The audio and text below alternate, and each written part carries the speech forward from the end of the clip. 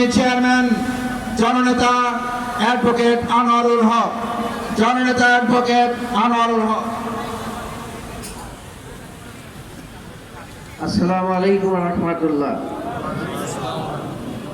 উপস্থিত আজকের এই গণমিছিল পূর্ব সমাবেশের সম্মানিত সভাপতি, জাতীয় নেতৃবর্গ, সাংবাদিকবৃন্দ এবং দেশ সচেতন জনতা,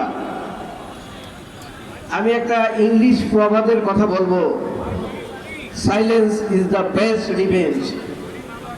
নীরবতাই সবচেয়ে নিশ্চিত প্রতিশোধ। আমি এই নীরবতার মাধ্যমে আজকে এই জনসমাবেশে ব্যস্ত রাখতে চাই বাংলাদেশের সবচেয়ে ক্ষমতাবান ব্যক্তি, যার কাছে জাতি প্রত্যাশার মাধ্যমে প্রতি মুহূর্তে কথা শুনতে চায়, উনি আজকে নীরবতার পথ ধরেছেন। এই নীরবতার পথের ব্যাখ্যা বাংলাদেশে যারা মানুষ আপনাকে ভোট দিয়েছে তারা জানতে চায়।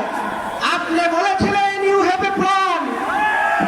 আপনার এই প্ল্যান আপনার প্রথম যেটা দেখিয়েছেন সারা বিশ্বে গণভোটকে কোনো রাষ্ট্রপ্রধান স্বীকার করে নাই। আপনি প্ল্যানের মাধ্যমে গণরায়কে প্রত্যাখ্যান করে আপনার কোন প্ল্যান প্রতিষ্ঠিত করতে চান বাংলার মানুষ জানতে চায়। মাননীয় প্রধানমন্ত্রী, আপনি এক এক করে জুলাইয়ের রক্তকে যেভাবে পরিষ্কার করছেন, এই পন্থায় আপনি বেশি দিন বাংলাদেশের মঞ্চে থাকতে পারবেন না। কারণ আপনি অসহিষ্ণু হয়ে পড়েছেন। আজকে জাতীয় নেতৃবর্গের আবেগ, মানুষের উৎকণ্ঠার বহিঃপ্রকাশ হিসাবে নেতৃবর্গ যখন কথা বলতে যায় তাদের বাড়িতে আপনারা জুতা দিয়ে মত সৃষ্টি করেন। আমরা তার তীব্র নিন্দা জানাচ্ছি।